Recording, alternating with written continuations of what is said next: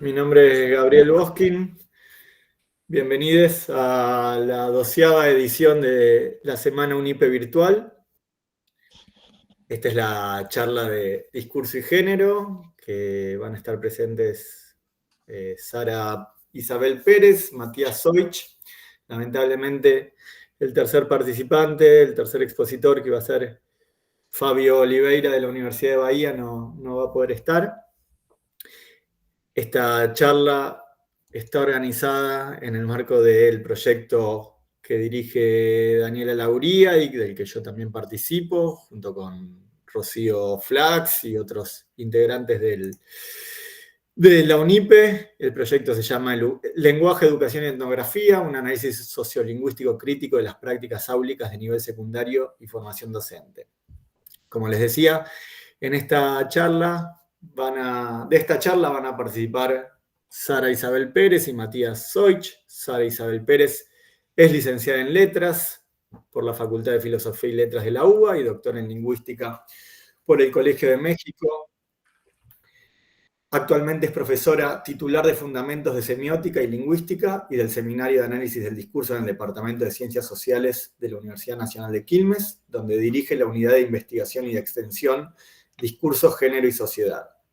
Desde 2014 coordina el Diploma de Extensión para la Prevención y Abordaje de las Violencias de Género contra las Mujeres, también en la Universidad de Quilmes, y entre 2020 y 2023 estuvo a cargo de la Cátedra Discurso y Género de la Facultad de Filosofía y Letras de la UBA.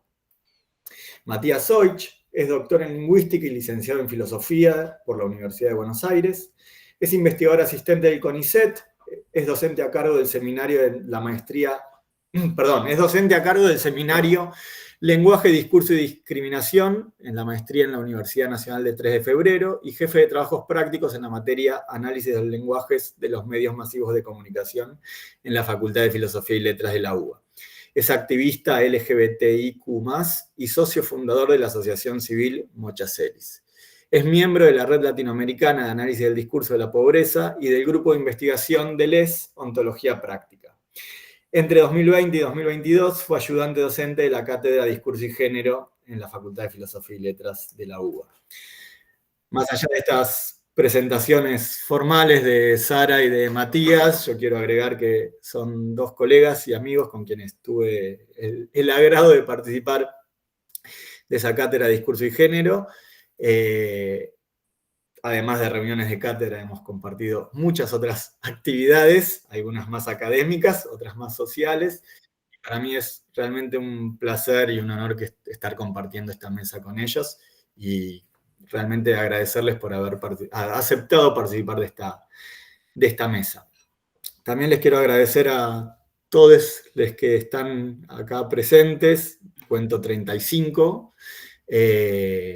Sé que un martes a las 3 de la tarde no es fácil asistir a una charla, imagino que sea virtual ayuda un poco, también tiene sus desventajas, pero en principio la idea de esta charla, de esta conferencia, es que tenga una dinámica más de tipo conversatorio, por eso lo que les propuse a Sara y a Matías es hacer una especie de entrevista conversatorio, usar algunas preguntas como disparadores para que ellos nos vayan comentando no solo sus investigaciones en discurso y género, sino también otras cuestiones relacionadas con sus investigaciones vinculadas más a la coyuntura actual, las problemáticas que pueden aparecer en las aulas actualmente, y también me parece importante que haya un espacio, haya un tiempo de esta charla para que ustedes, oyentes, participen activamente con preguntas. Entonces, si les parece, vamos a dejar un tiempo considerable para que haya ese espacio. Así que si surgen preguntas cuando Matías o Sara están conversando, les pido que se las anoten y las hagan al final del encuentro. ¿Todos se escuchan bien? ¿Sí? Bien. Sí, se escucha bien. Bien. Ahora sí, Sara, Matías, buenas tardes. Buenas tardes. Buenas tardes. Bien, un poco la idea cuando pensamos esta charla con con Daniela y con el resto del grupo de UNIPE, era traer las investigaciones sobre discurso y género, pero también pensar por qué son relevantes ¿por qué es relevante hacer estas investigaciones hoy en día en la situación actual, tanto del campo académico, pero también del mundo social y político que estamos viviendo actualmente? Entonces, desde ahí pensábamos que una primera pregunta, un primer disparador podría ser ¿por qué es relevante llevar a cabo hoy en día investigaciones sobre discurso y género? ¿Por qué consideran que, bueno, sus investigaciones son relevantes a nivel social, a nivel político, además de a nivel académico?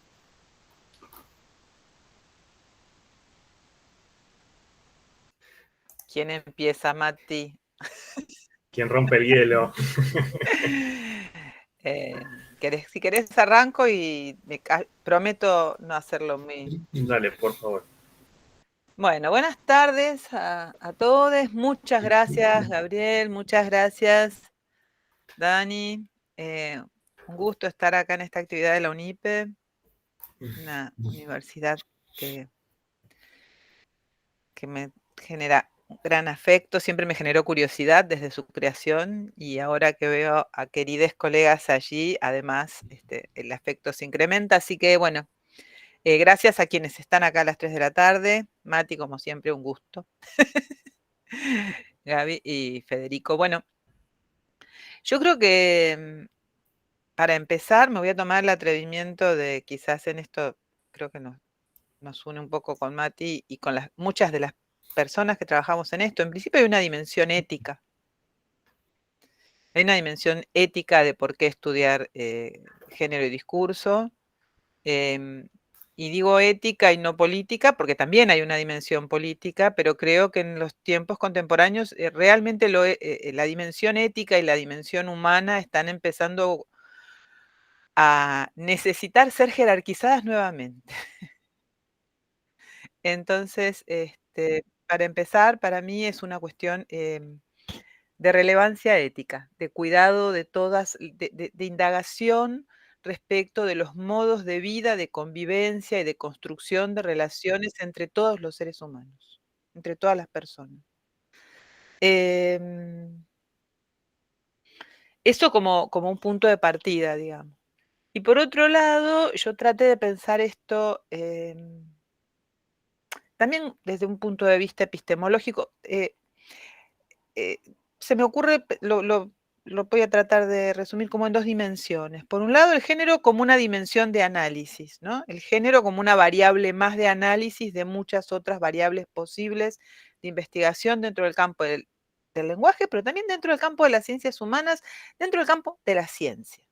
El género como dimensión de análisis es una variable, digamos, que ha estado excluida, ¿sí? Los atlas lingüísticos, por poner un ejemplo de nuestro campo, los atlas lingüísticos eran aquellos instrumentos que se construían para saber cómo hablaba la gente desde el siglo XVIII para acá. Y los atlas lingüísticos, y voy a hablar de algunas experiencias que conozco un poco más. El Atlas Lingüístico de México, por ejemplo, que se hizo entre las décadas del 70 y del 80, donde enviaban ejércitos, fea metáfora, digamos, una gran cantidad de lingüistas a distintos pueblos de la sierra, la montaña, la costa, el valle, norte, sur, zonas mayas, bueno, no importa, todo el país. Identificaban hablantes a quienes se les aplicaba una encuesta. Esos hablantes eran siempre hombres, varones de mediana edad. Entonces, el Atlas Lingüístico de México en realidad lo que nos dice es cómo hablaban en cierto periodo histórico los varones de mediana edad maduros, que eran ese hablante oyente que no era el ideal de Chomsky, pero se parecía más al hablante oyente, podríamos llamar hegemónico, ¿sí? En términos de masculinidades, ¿sí? Y lo mismo se podría extender en términos de lo que ha ocurrido con investigaciones en las ciencias médicas, que no es mi especialidad, pero he tenido la oportunidad de escuchar a colegas, donde el parámetro para el estudio de las enfermedades, pero también en parámetro para la experimentación con las dosificaciones respecto de la medicación, por ejemplo, siempre han comenzado con adultos varones, ¿no? Entonces, el parámetro de la construcción del conocimiento científico vino siendo ese a partir de un elemento, y aquí entramos nosotros, que es que eso se naturalizaba y se naturalizó como el parámetro de lo universal, ¿no? Lo universal, lo que acontecía en el mundo, en realidad es lo que le acontecía a ciertos varones. Y sin embargo, digamos, y esto lo podemos pensar en términos de la historia, lo podemos pensar en términos de los indicadores de economía, y lo podemos pensar en términos de los estudios del lenguaje. Donde bueno, de ahí viene la noción de hegemonía, ¿no? Donde esa particularidad, que era la de cierto varón hegemónico, se extendía como si eso fuera una cuestión universal. Y lo que eso hacía, y aquí espero volver al género, era naturalizar, y es naturalizar, relaciones de desigualdad entre dos grupos sociales. Y son dos grupos sociales, digamos, y cuando digo dos, me atrevo a decir un grupo social formado por este grupo masculino hegemónico y un grupo una otra edad que incluye diversidades, masculinidades no hegemónicas, mujeres, personas trans, o sea, serían varones cis hegemónicos. Ahí me gusta mucho, bueno, ya empezamos, en ese punto la mirada del orden sexogenérico que nos propone Rewin Connell, ¿no? De tampoco pensar, no solo no pensar el mundo en términos binarios, pensarlo y pensarlo también con otras complejidades en las dimensiones de poder. Pero está claro que en este mundo el escenario en términos de relaciones de género es un escenario de desigualdades y en ese sentido me parece que es fundamental desde una mirada del análisis del discurso abordar eso. Tengo un poquito más de cosas para decir, pero ya llevo hablando mucho rato y preferiría que Mati diga su parte. Mati. Bueno, hola a todos, buenas tardes. Gracias a la UNIPE, gracias Gaby, Daniela, por la invitación, obviamente, y a todos los que están acá también. Muchas personas que estamos acá, que está buenísimo. La parte del agradecimiento y del saludo que corta un poco el desarrollo de la charla, pero volvamos a la charla. Sí, yo también, en las notas que tomé, digamos, ¿no? Porque es relevante o necesario estudiar cuestiones de género en el ámbito académico en general, ¿no? Y estoy muy de acuerdo con lo que dice Sara respecto a la dimensión ética. Yo lo había pensado más por el lado político de entrada, pero la verdad que sí, me parece que hay que generalizarlo a la dimensión ética, que es un poco inseparable, pero bueno.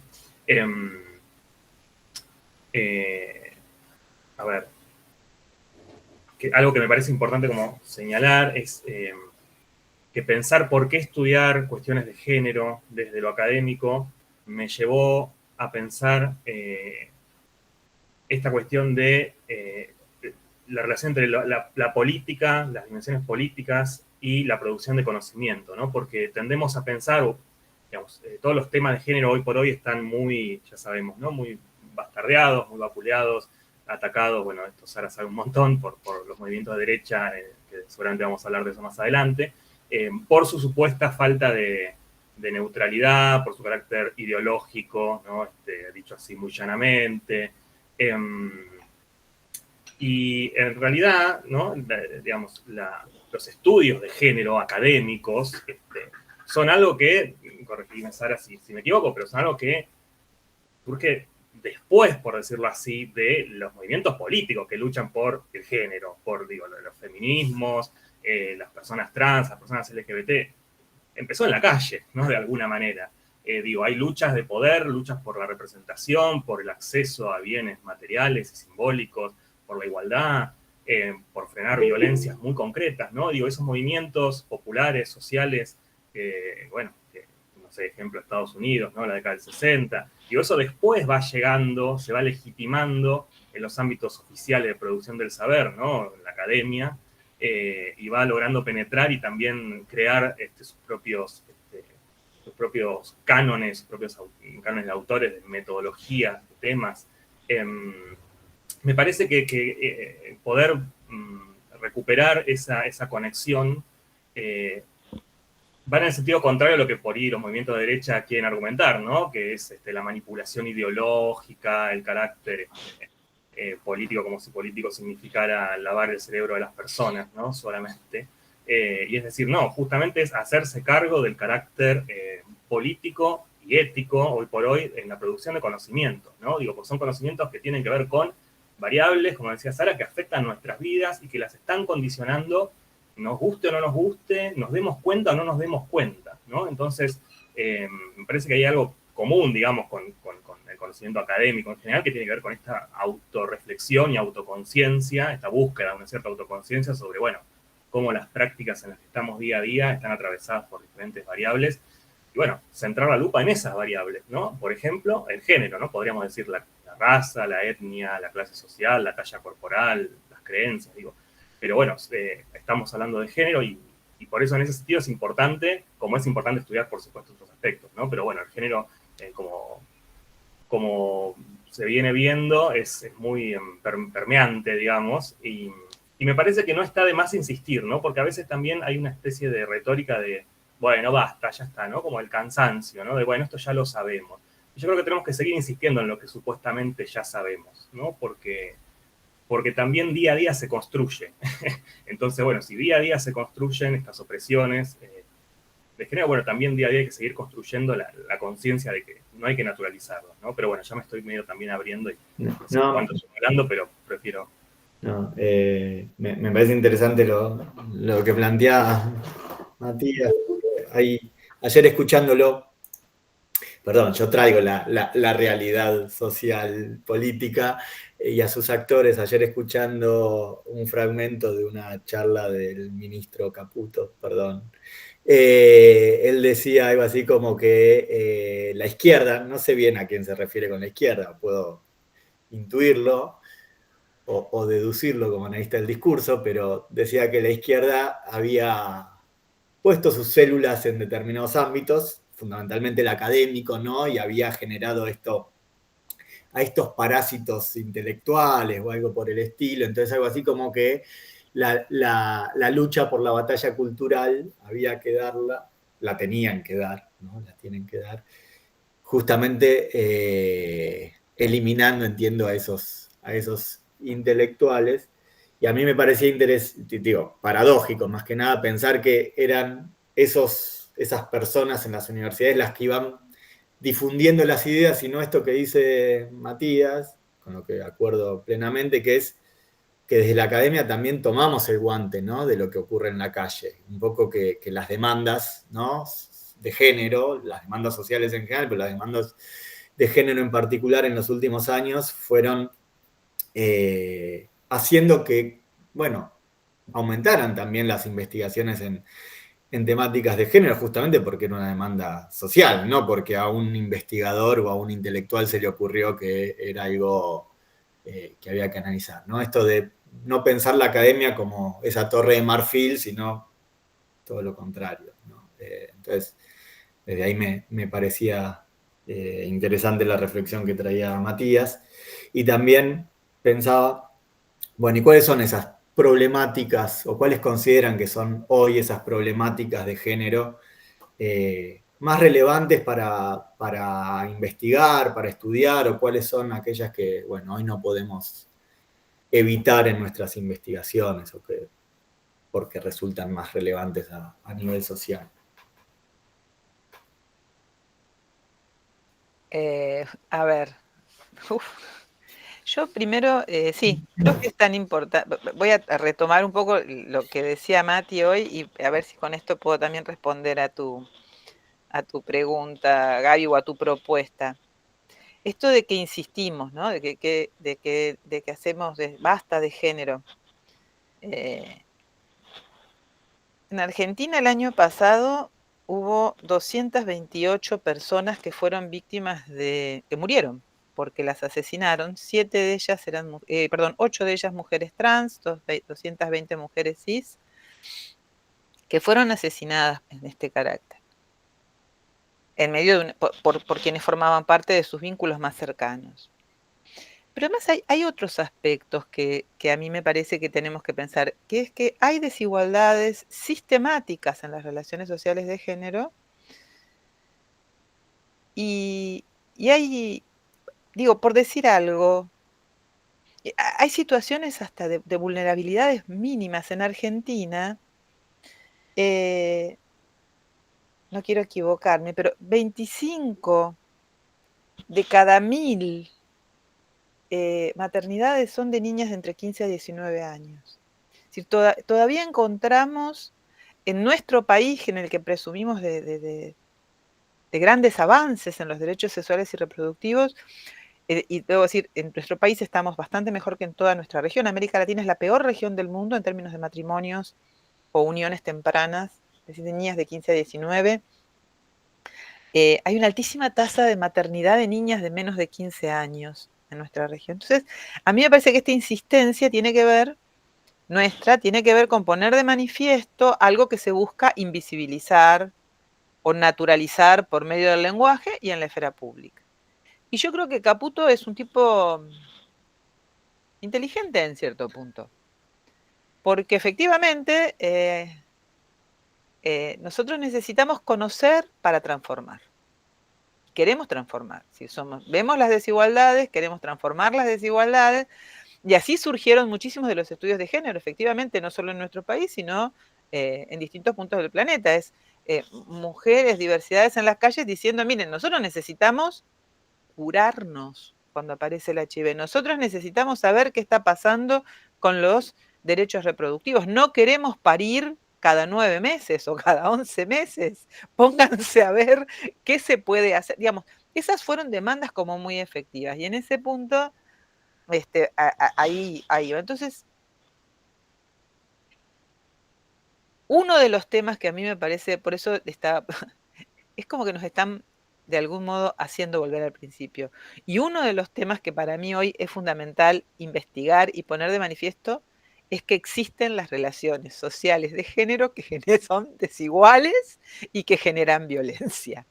O sea, hay el interés absoluto de los grupos de extrema derecha, y en eso incluyo al vocero presidencial, en decir no existe algo como el género, no existe algo como la violencia basada en el género. Para mí, volver a traer esa discusión, insistir en que existe algo llamado relaciones sociales de género, insistir en que la identidad de género es un derecho y es una construcción social, insistir en que insistir en que el Estado tiene que garantizarnos el poder conocer respecto de lo que acontece. Y luego garantizar las condiciones para que, supongo que iremos más tarde esto, por ejemplo, en las escuelas se puedan dar relaciones de convivencia en las que no primen las violencias, entre ellas y fundamentalmente la violencia basada en el género. Para mí, el tema de las violencias, y esto ya estoy hablando de mi investigación en mi perspectiva particular, el tema de las violencias articula múltiples dimensiones que tienen que ver con el género, que hacen que sea relevante su estudio en este momento, y por violencias voy desde los femicidios y sus condiciones de reproducción, representación en los medios masivos de comunicación, hasta el uso de metáforas de sexualidad, poder y avasallamiento y vulneración por parte de las autoridades, ¿no? Me parece, hay un amplísimo espectro vinculado con el estudio de violencia, género y lenguaje que hoy, a mí por lo menos me parece que nos convoca a estudiarlo y que sería bueno para transformarlo, básicamente. Mati.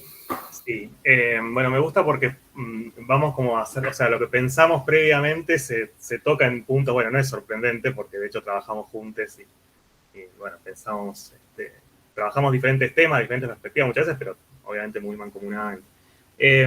Sí, yo como temáticas, ¿no? Problemáticas, como planteaba Javi, lo primero que me surgió pensar, que obviamente está ligado a lo que investigué e investigo, tiene que ver con las nociones de heterosexualidad y de cisgeneridad, ¿no? Como dimensiones políticas, ¿no? Como partes de un régimen político, ¿no? A la manera de autoras como Wittig, ¿no? Con la heterosexualidad o Rich, con la heterosexualidad obligatoria, ¿no? Ahí hay como una problemática, una temática, problemática, que me parece importante investigar. Después también pensaba en también pensé inmediatamente en la ESI, ¿no? En el género como una dimensión de los procesos de socialización, de construcción del conocimiento, de nuevo, pero también especialmente en las infancias y adolescencias, ¿no? Y ahí nuevamente la derecha, las ultraderechas, saben bien dónde poner el punto, ¿no? Digo, porque el ataque contra la ESI, de lo cual forma parte también el ataque contra el lenguaje inclusivo, ¿no? Como capítulo dentro de eso, pero es más grande, ¿no? Es el ataque contra la ESI en general, sobre todo contra la ESI desde una perspectiva no binaria, no esencialista, bueno, construccionista, etcétera. Va uno como al corazón de la cuestión nuevamente, ¿no? De esto de las dimensiones epistemológicas y políticas y éticas del género, ¿no? Digo, porque es un lugar muy fuerte de intervención, lo queramos o no, ¿no? Lo dejemos librado o no a ciertos discursos, ¿no? Digo, el aula, la ESI. Digo, como problemáticas que iba pensando, ¿no? Pero más allá de eso, lo que pensaba es que me parece importante dimensionar el género como... dimensionar como una dimensión, bueno, me va a quedar redundante, pero entender el género como una dimensión a la vez estructural y transversal, ¿no? De los más diversos fenómenos sociales y relaciones, sobre todo.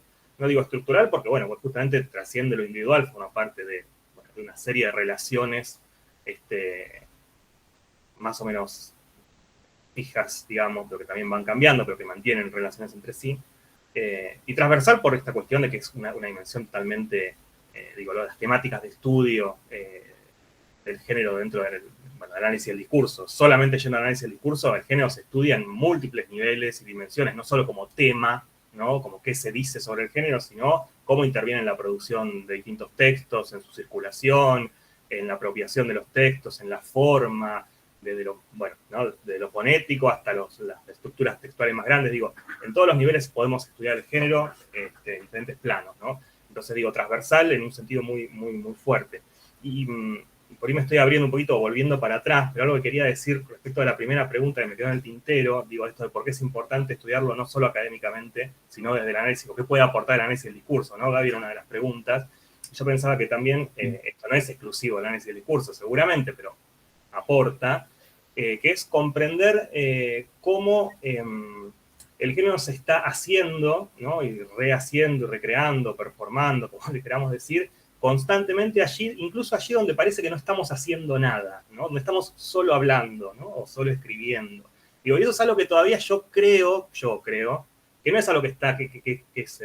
como todo el mundo sabe, ¿no? No es algo socialmente aceptado, ¿no? Que el discurso es una práctica, que el discurso es una forma de actuar también, no la única, por supuesto, no todo es discurso, pero no sé si todo es sin discurso, ¿no? Y digo, y eso es ahí va el análisis del discurso, me parece aportar algo en relación con el género en particular, ¿no? Digo, estamos recreando o también desafiando, ¿no? Las relaciones de género cuando solo hablamos, ¿no? Por decirlo así. Es que sí, es que pensaba, entiendo que hay muchas formas de abordar las cuestiones de género. Nosotros las abordamos desde los estudios del lenguaje y en particular desde el análisis del discurso, desde nuestras líneas de investigación, pero en principio con ciertos fundamentos teóricos sobre el lenguaje.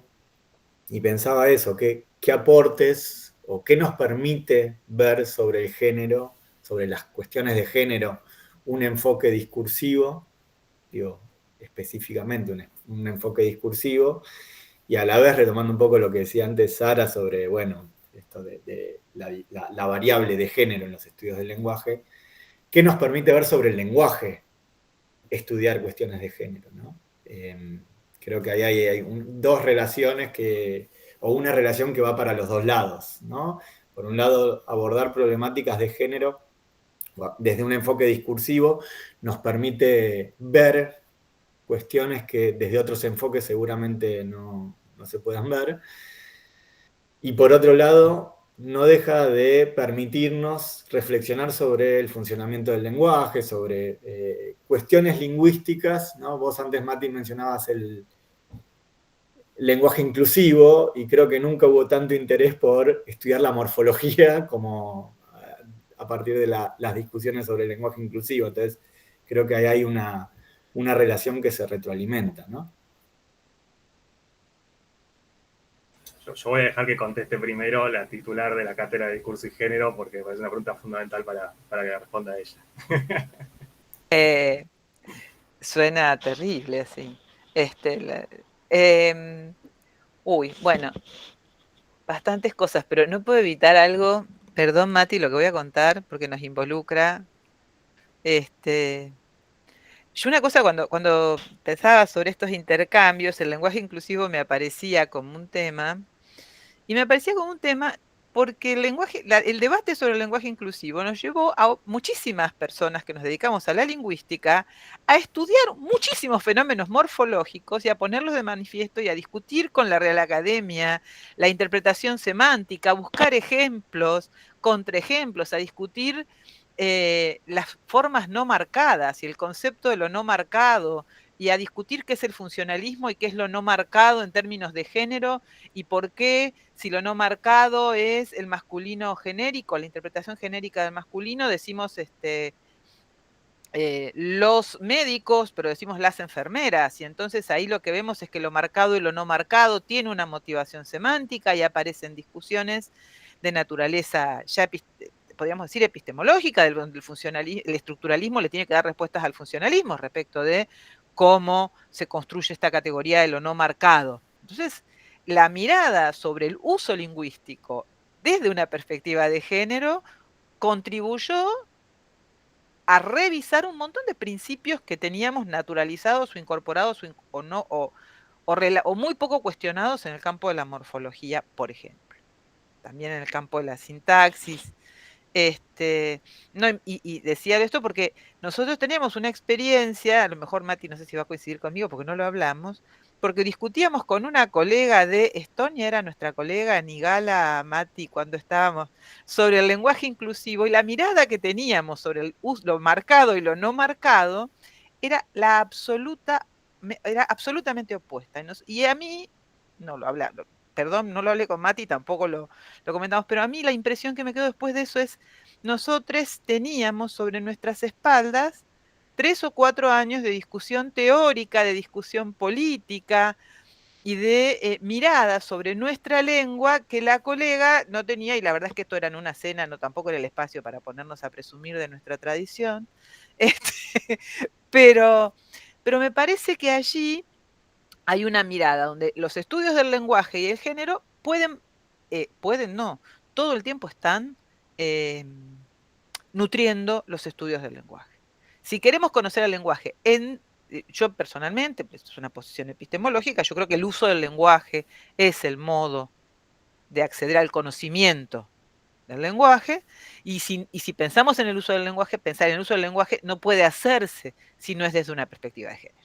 Entonces, para conocer cómo efectivamente funciona desde lo fonológico, también desde lo morfológico, en la construcción identitaria, bueno, la dimensión de género es ineludible.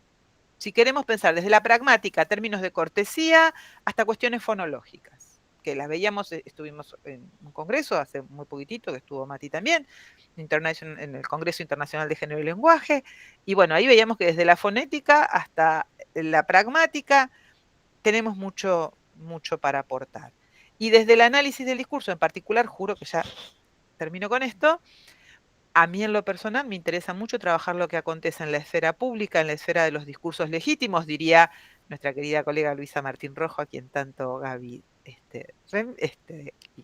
refiere, y es en la esfera de los discursos legítimos donde se reproducen y naturalizan las relaciones sociales de género y las relaciones de subordinación de género. Y a mí me interesa ver cómo los significados en torno al género en la esfera pública se negocian, se buscan imponer, se cuestionan, se discuten. Eso es en lo que a mí en lo personal, en mi línea, me interesa. Pero entiendo que la diversidad de fenómenos desde los que podemos aportar es muchísimo. Yo porque me gusta esa parte. Sí, ahí está buenísimo que hayas traído, Sara, lo de IGALA, que es este congreso de la Asociación Internacional de Género y Lenguaje. Estuvimos hace poquito, estuvimos en Montevideo. Pues yo también estuve recorriendo un poco el programa para acordar un poco de los temas, ¿no? Como para también traerlo acá, porque está bueno socializarlo y compartirlo y ver, digo, es un congreso internacional, hay gente de casi todos los continentes, creo que estaban casi todos los continentes representados, por lo menos. Y esto del debate en la mesa que tuvimos creo que eran pronombres neutros que usaba le colegue Estonie. Voy a tratar de reponerlo, Sara, a ver si lo digo bien, porque me parece interesante retomarlo, porque está muy bueno lo que trajiste. Esta persona estaba estudiando el uso del neutro, del género social neutro en la morfología del estonio, ¿no? Que es una lengua que le habla 1 millón de personas en el mundo, ¿no? Nos contaba. Estonia tiene 1.300.000 personas y 1.300.000 hablan estonio. Así que es una lengua como muy acotada en cantidad de hablantes. Y a ver si lo puedo reponer bien, ¿no? Pero lo que nos decía es que el estonio no es obligatorio usar el género en estonio, decía, ¿no? Su argumento era, no es obligatorio, ¿no? Porque todas las palabras se pueden usar en neutro y en realidad cada vez que alguien le pone la terminación de masculino o femenino, es optativo, no tendría por qué hacerlo. Cuando me dijo eso, yo le dije, wow, qué impresionante. A ver cómo sería. Entonces me da un ejemplo, y el ejemplo era lo mismo que hacemos en castellano, ¿no? Eso entendí yo, Sara, no sé si vos entendiste bien. Era como, el ejemplo era, bueno, la palabra neutra es, no sé, bailarín. Que vale tanto para mujeres como para varones. Y si yo lo quiero hacer femenino, le tengo que poner la A, ¿no? Pero era algo así, yo me quedé, porque entonces no es neutro. Si por default el término neutro vale para varones, también es como... Y ahí hubo como un cortocircuito, ¿no? La conversación quedó, claro. Sí, había como un desfasaje en la discusión, ¿no? Como decís vos, Sara, digo, o sea, esta persona estaba como descubriendo el carácter no neutro de la morfología del estonio, que está perfecto, está buenísimo, pero bueno, nos lo presentaba como algo novedoso, y sobre todo con esta cuestión de seguir como solapando lo neutro a lo masculino, ¿no? Pasaba algo de eso, si no me estoy acordando mal. Me parece interesante como reponer cuál era el debate, no era una discusión, no era una charla súper amistosa, pero bueno, digo, de cómo estas cuestiones de la dimensión del género intervienen, no sé, en la morfología, ¿no? En este caso. Y el Congreso realmente tenía estudios desde la fonética, la fonología, ¿no? A Sara le tocó coordinar una mesa interesantísima, que yo solo pude asistir a una de las ponencias, pero era estudios sobre lo masculino y lo femenino en la voz, en cómo se puede evaluar lo masculino y lo femenino en la voz humana, ¿no? Por ejemplo, eran investigadoras trans que investigaban eso en terapias de voz, se dice, ¿no? Para las personas trans, cuando quieren, digamos, una persona trans que quiere tener la voz más masculina, bueno, hay cursos o terapias, sobre todo en Estados Unidos, ¿no? Que se usan para educar la voz, digamos, para que sea más femenina o más masculina. Entonces estudiaban eso desde la fonología, ¿no? Interesantísimo, bueno, como la percepción, ¿no? O sea, ¿quién juzga la percepción de qué es más masculino o más femenino? ¿Cuál es ese oyente ideal? No creo que era el término cisgénero, ¿no? Que aparecía. Y bueno, digo, desde eso hasta representaciones sobre las mujeres, sobre las personas trans, sobre el embarazo, sobre el aborto, digo, sobre las violencias, sobre las violaciones, distribuciones económicas, la territorialidad de los feminismos en América Latina. Bueno, la lista es como inagotable, ¿no? De temáticas de ahí del Congreso. Pero bueno, todas tocaban, ¿no? En algún lugar el uso del lenguaje situado, ¿no? en estas construcciones. A mí me parece un gran caballito de batalla el lenguaje inclusivo. Primero porque nos da un lugar de especialistas a los lingüistas y a los estudiosos del lenguaje en general en las mesas familiares, en las reuniones con amigues, ¿no? E incluso recuerdo nuestra semana o semanas de celebridad cuando quisieron prohibir el uso del lenguaje inclusivo en las escuelas de la ciudad de Buenos Aires. Digo quisieron porque es muy difícil prohibir un uso lingüístico.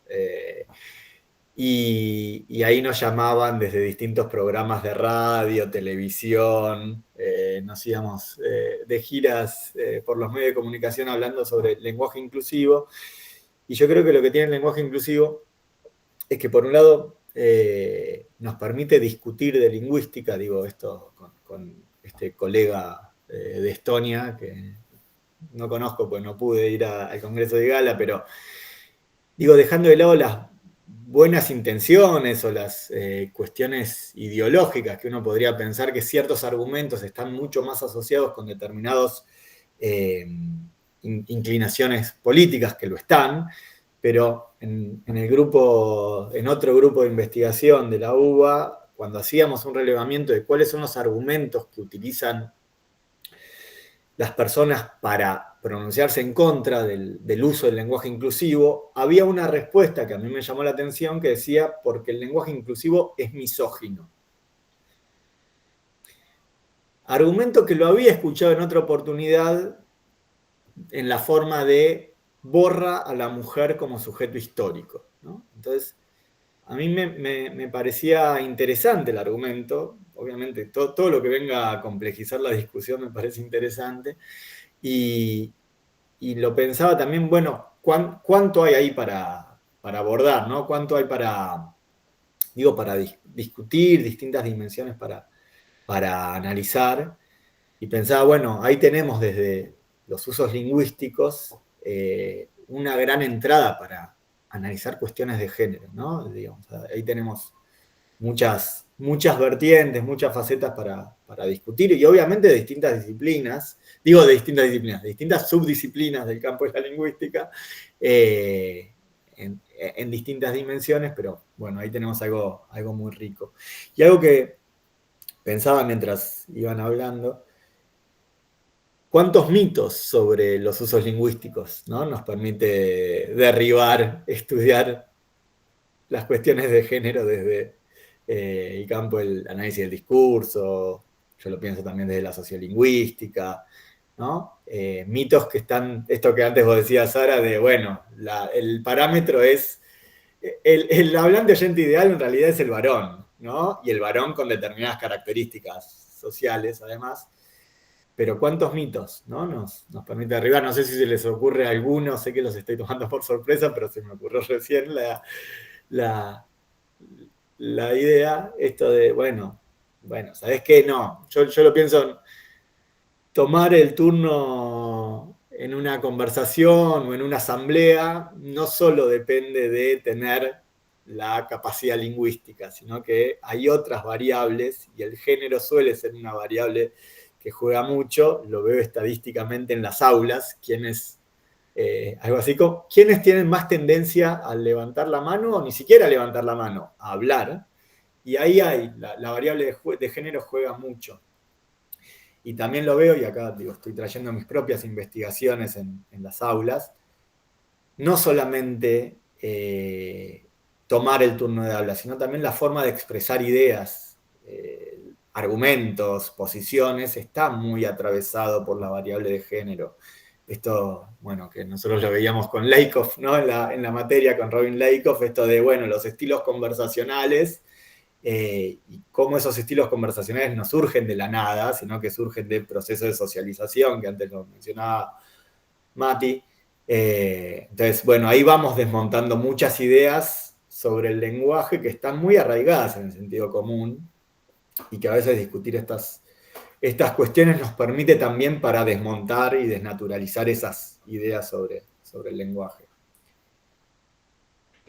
No sé si puedo acotar algo, Sara, me meto. No, me parece que algo que también aporta la perspectiva discursiva, así a grandes rasgos en general, es también concientizar sobre que, digamos, desnaturalizar esta idea de que el lenguaje es porque sí, ¿no? Digamos, porque ya viene así, porque hablamos así, o porque hay que hablar bien, bueno, ¿no? Digo, lo que hacen las academias con el lenguaje, de normalizar, estandarizar, etcétera, normativizar, ¿no? Digo, la idea de que el lenguaje, esto que decía Sara al principio de la charla, ¿no?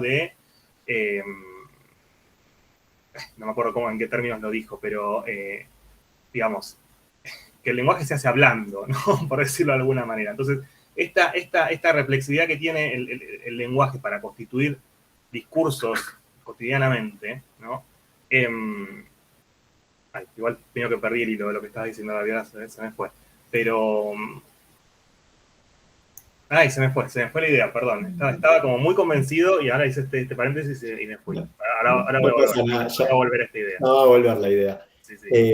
Sara, no sé si hay alguna... Sí, ¿sabes qué pensaba en otra querida lingüista para les tres, creo, que se llama Deborah Cameron, que fue una de las primeras investigadoras en el campo después de Robin Lakoff?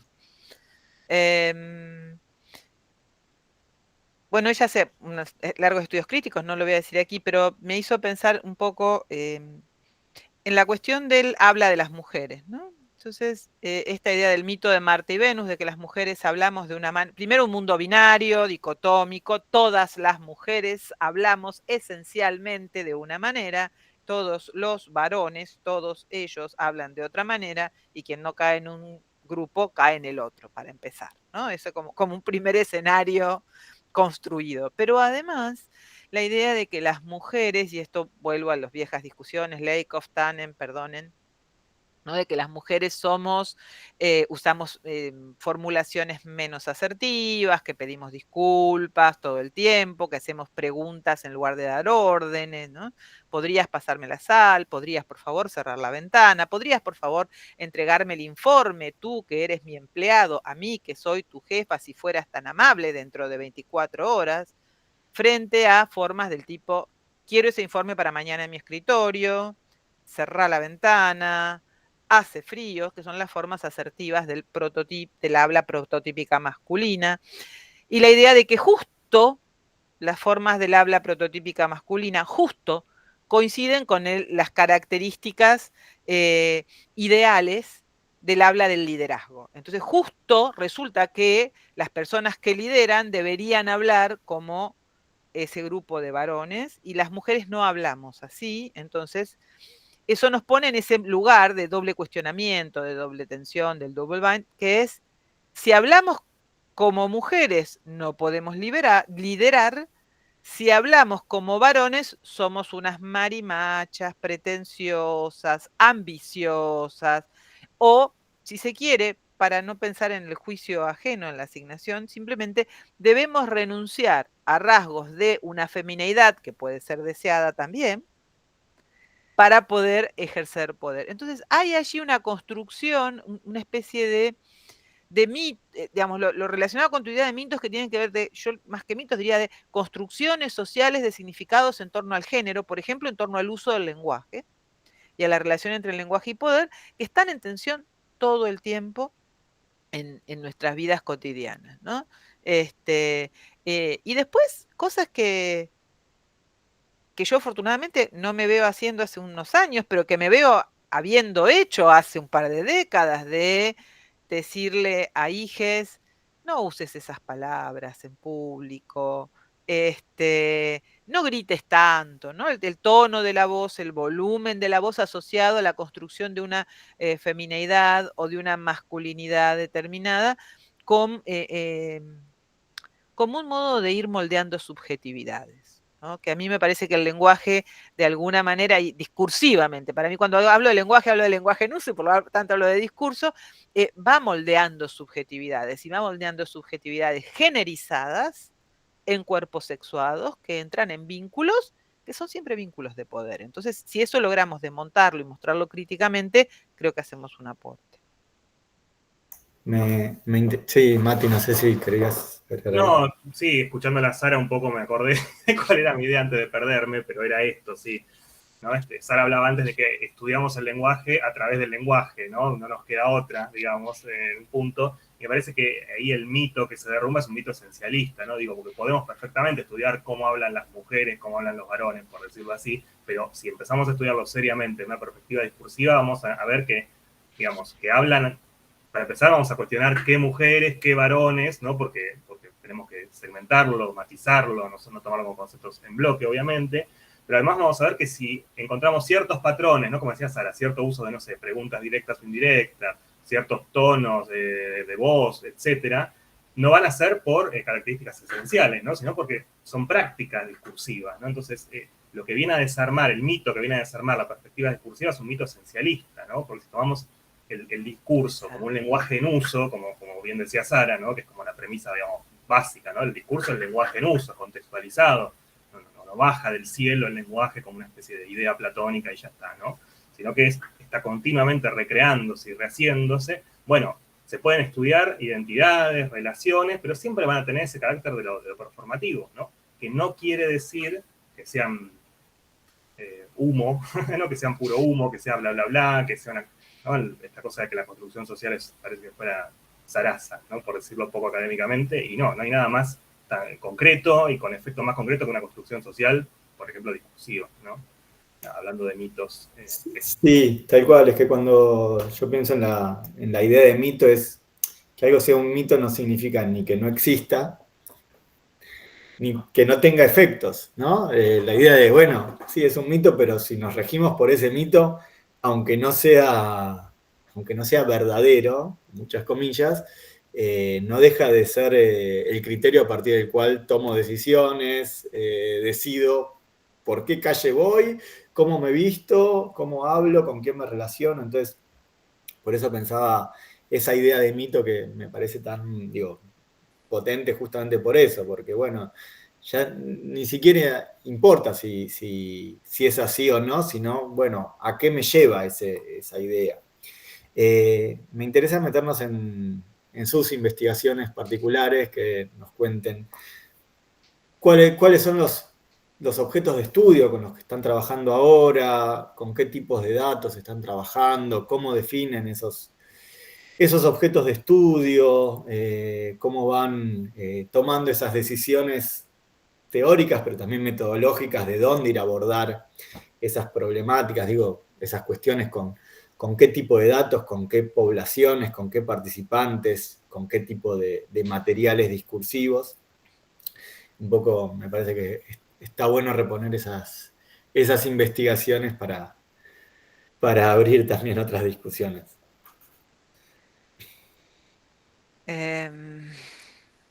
A ver, yo estoy trabajando como en dos líneas. Bueno, una de las líneas que vengo trabajando hace muchos años es la de los grupos antigénero. Es un conjunto de organizaciones de la sociedad civil que la más conocida quizás es Con mis hijos no te metas. Digo, por quienes están en el ámbito educativo, por ahí la tienen más presente, hay otras mucho más importantes. Y me interesa mucho en realidad lo que a mí me interesa mucho es de qué manera las extremas derechas antigénero construyen significados en torno a lo que el género debe ser o no es, digamos, porque lo que hemos encontrado en los últimos 5 o 6 años es un discurso, que por eso se llama antigénero, que es un discurso que trata de negar la existencia del género entendido como esta relación social de dominación, ¿no? Y son discursos que lo que tienen, en realidad lo que comunican es, o lo que hacen es una serie de campañas en que se oponen a los derechos sexuales y reproductivos, que se oponen a la ESI, y que luego interactúan, y esta es la parte que estoy investigando en este preciso momento, con el discurso político. Digamos, yo en la primera etapa trabajé con el discurso de esos grupos y ahora lo que estoy viendo es de qué manera se dan relaciones de intertextualidad, digamos, entre el discurso político de las extremas derechas y de las derechas latinoamericanas. Empecé por Argentina, pero estoy con otro trabajo sobre otros proyectitos. Y de qué manera esos discursos antigénero aparecen, por ejemplo, en las políticas de prohibición del lenguaje inclusivo en Buenos Aires y en Montevideo, en Uruguay, que es donde fue el otro caso de prohibición. De qué manera esos discursos aparecen volcados en el proyecto de ley aprobado en Perú, por el cual se prohíbe no solo el uso del lenguaje inclusivo, el desdoblamiento. En Perú está prohibido el desdoblamiento, es decir, no se puede decir en la escuela alumnos y alumnas, profesores y profesoras, solo se puede usar el masculino como genérico. ¿Qué es lo que hizo aquí, lo que se promovió aquí desde una resolución ministerial del Ministerio de Defensa? El Ministerio de Defensa en nuestro país, eso es algo, de todas maneras, lo informo, no lo comunico como parte de una investigación porque es a futuro, digamos, todavía no entré a las políticas lingüísticas de este gobierno en términos de género. ¿Cómo construir el corpus? Esa pregunta me gustó porque muestra que estamos siempre en conexión casi telepática, como está de moda ahora, sí, con todas estas cosas de medium, sí, del más allá. No, Digamos que, perdón, Sara, digamos que hemos hablado mucho tiempo, de manera muy intensa. ¿Cómo construir el corpus en tiempos de redes sociales para hacer estudios cualitativos que no sean de lingüística del corpus? Y yo ahí me vuelvo, si querés, vuelvo a otro de mis queridos padres discursivos, a Gunter Kress, ¿no? El signo es siempre motivado. Bueno, yo creo que el corpus es motivado, de alguna manera. Yo hago preguntas y voy a buscar. No voy a buscar la respuesta que quiero, voy a buscar a los lugares que a mí me interesa. Y para eso, para neutralizar, digamos, yo tengo ese interés y esa motivación, y para neutralizar y que no haya sesgo, el famoso sesgo o el bias, lo que sí hago es trabajar con las propuestas que hace Ruth Wodak respecto de ir a buscar diversas variedades discursivas, triangular, buscar en distintos ámbitos de acción discursos en torno a lo mismo. Entonces, si me voy a ocupar del discurso en torno al aborto de las extremas derechas, voy a buscar en Facebook, voy a buscar en Twitter, pero también voy a buscar sus documentos, también voy a buscar sus parlamentarios, también voy a buscar, digamos, diversas manifestaciones o distintas variedades discursivas en distintos ámbitos de acción. Y a partir de ahí ir construyendo redes intertextuales que me permitan reconstruir las coyunturas que me interesan. Esa sería como, en este momento, lo que es más, es lo que estoy en este mismo momento trabajando de sistematizar para escribirlo. Gracias, Sara. Mati. Bueno, sí, yo, para decir lo que estoy trabajando actualmente es como muy difícil decirlo sin decir que trabajé antes, porque está totalmente ligado. Yo estuve trabajando mayormente sobre las representaciones discursivas de la identidad de género en historias de vida de personas trans, ¿no? Transgénero, travestis, transexuales, personas no binarias también en algunos casos.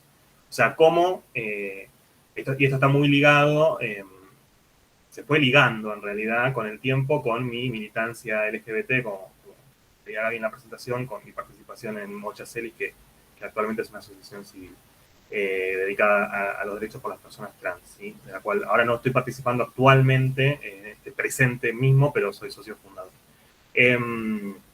Y digamos, lo que investigué en ese momento desde la perspectiva de análisis del discurso, análisis crítico del discurso, es cómo las personas trans, al narrar sus propias vidas, al contar su historia de vida, conmigo, ¿no? De cuerpo presente, digo, en una interacción, que es una especie de, una suerte de entrevista no estructurada, pero que tiene rasgos de entrevista, en parte también, por más que sea una historia de vida, cómo en esos discursos aparecían, se construyen representaciones sobre la propia identidad de género y obviamente, no sé si obviamente, es un resultado que aparece, cómo la construcción de esa identidad de género está muy ligada a cuestiones, a otros actores que aparecen en el discurso, como la familia, como las instituciones educativas, laborales, la policía, bueno, etcétera, ¿no? Otros sujetos sociales, digamos.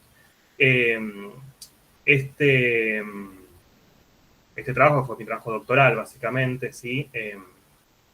Bueno, esas historias de vida fueron el corpus, ¿sí? Digamos, construirlo, como dice Sara, obviamente estaba muy motivado porque tenía algún interés ético realmente en ese momento de ver qué pasa con las personas de la comunidad trans y las violaciones sistemáticas de derechos humanos a las que se enfrentan y ver, bueno, qué decían sobre sí mismas, que es indesligable de un contexto, porque yo empecé esa investigación un poco tiempo después de que saliera la ley de identidad de género en 2012, que yo la milité, la ley de identidad de género, entonces digo, claramente hay una motivación ahí ético-política, y la construcción del corpus fue planteando muchos dilemas también éticos, ¿no? Porque yo no soy una persona trans, yo pertenezco a la comunidad LGBT, digamos, como gay, como marica, pero no soy una persona trans. Entonces, también me empecé a encontrar con cuestionamientos desde la propia comunidad trans, a medida que me iba acercando, de, bueno, ¿por qué las personas no trans tienen prioridad o institucionalmente, ¿no? Ciertos privilegios por su situación, su condición de ser cisgénero para estudiar a las personas trans, dicho así mal y pronto? Bueno, ese tipo de cuestionamientos, eso también fue incidiendo en la manera de encararlo, cómo se tratan las personas, bueno, etcétera, ¿no? Entonces, una vez terminada, digamos, esa etapa, terminada por decirlo de alguna manera, ahora estoy investigando como la otra cara de la moneda, ¿no? Sigo trabajando con historias de vida, con representaciones discursivas de la identidad de género en esas historias, pero ahora estoy con personas heterosis, o sea, con las personas que están, digamos, de este lado, del lado de acá, de lo normativo, ¿no? Que cumplen con lo que el canon pretende.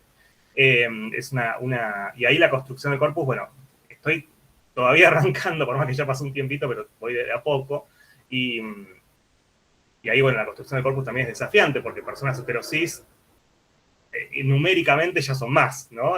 Por ahora. Entonces, digo, es muy amplio de dónde ir a buscar, estoy manejándome con tipo bola de nieve, ¿no? Con contactos y contactos de contactos. Así que bueno, hay toda una cuestión ahí también de qué matices ideológicos tomar. Pero bueno, en principio es eso lo que estoy investigando y me está resultando muy interesante ver qué aparece o qué no aparece tanto, ¿no? En esas historias de vida sobre la propia identidad de género. En el último congreso en el que lo escuché a Matías en Río Cuarto, en el de ALED, Matías contaba que una de las preguntas que hacía en las entrevistas, bueno, en estas conversaciones era ¿cuándo te diste cuenta de que eras heterosexual? ¿No? Que me parecía una pregunta brillante porque un poco viene al foco de la cuestión, ¿no? A desnaturalizar lo marcado y lo no marcado, lo normal y el desvío, como, bueno, justamente ahí en esa pregunta creo que se desnaturaliza mucho de lo que tenemos absolutamente naturalizado, pero que digo, obviamente no forma parte de la naturaleza, sino forma parte de la ideología, de los discursos hegemónicos, que es, bueno, plantear qué es lo normal, qué es lo común, qué es lo natural y qué es lo que se desvía de eso. Entonces, ahí me acuerdo que cuando lo escuché me pareció muy, muy, muy sagaz. Algo que pensaba cuando les escuchaba era si veían, primero te pregunto a vos, Sara, si ves alguna continuidad, y por favor, la pregunta no es para provocar, sino justamente para ver si hay alguna continuidad entre estos discursos de los grupos antigénero y lo que podríamos pensar los grupos, no sé, a favor de género o por la ampliación de derechos de género, sexualidad, como que ves algún punto de contacto en el sentido de, bueno, ¿cuál es la base a partir de la cual se polemiza o la base a partir de la cual se discute? O si son dos discursos, algo así como que no pueden ni siquiera dialogar, que no pueden ni siquiera discutir porque forman parte de dos paradigmas completamente distintos y por lo tanto se volvería un diálogo de sordos. No sé si...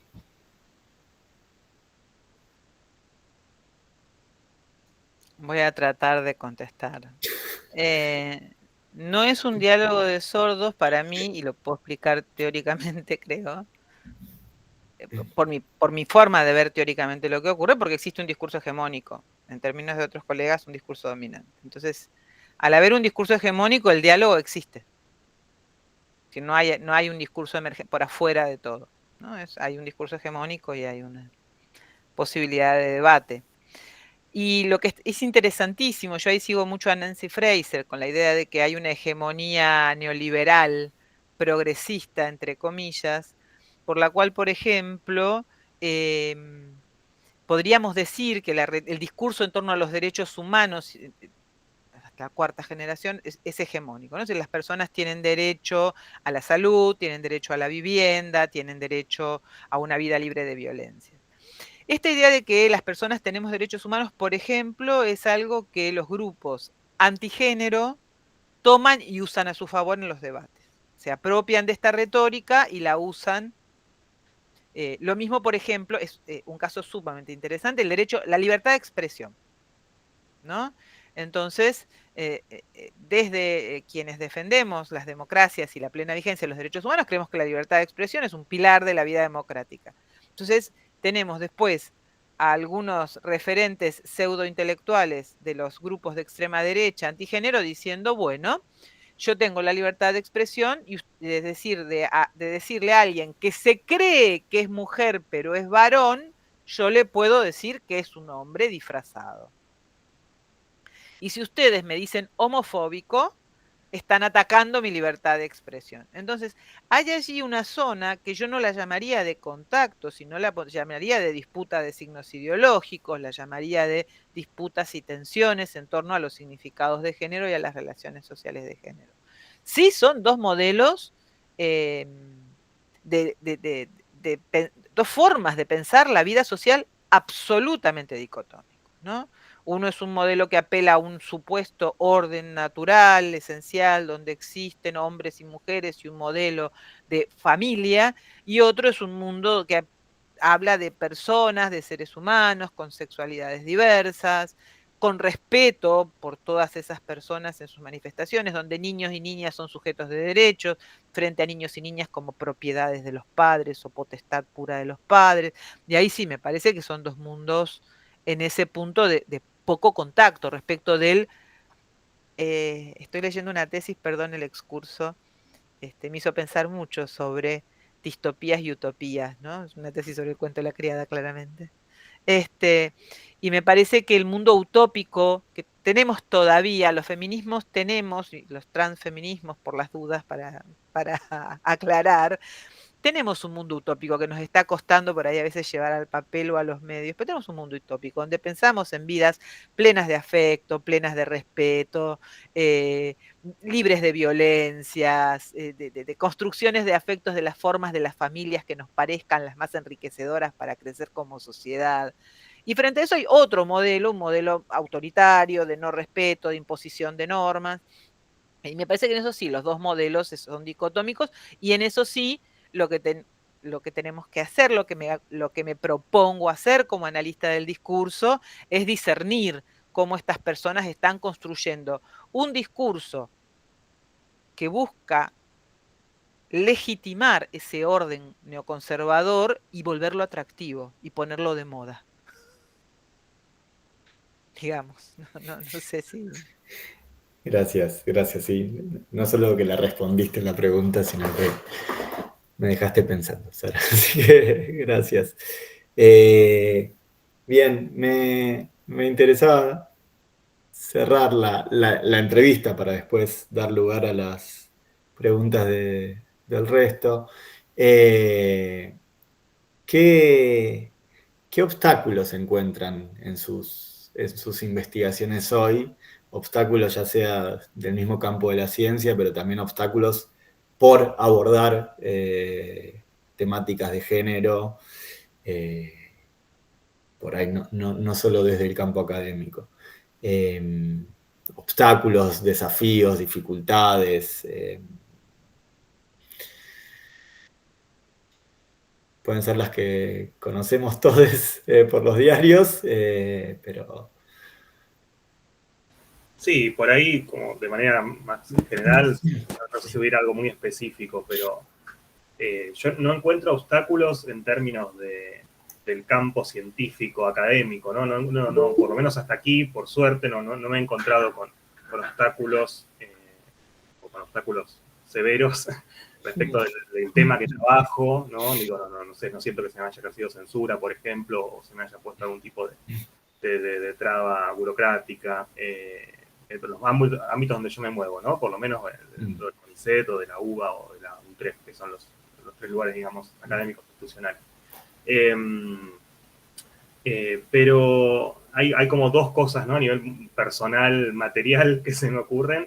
Uno tiene que ver con, más allá de la temática que yo investigue, sí, los grupos en los que trabajo, la sociabilidad académica que está claramente muy resentida o en vías de resentimiento, digo, por la falta de apertura de horizontes, ¿no? Para el campo de la investigación. ¿A qué me refiero? Para bajarlo un poco a tierra, cada vez hay menos personas que se pueden o se quieren postular, por ejemplo, a una beca, ¿no? O a una inscripción, o por lo menos nos pasa eso, ¿no? Como hay la perspectiva de futuro de poder vivir, ¿no? De la investigación académica y de la docencia es más compleja en este contexto de ajuste permanente y de ataque, además, ¿no?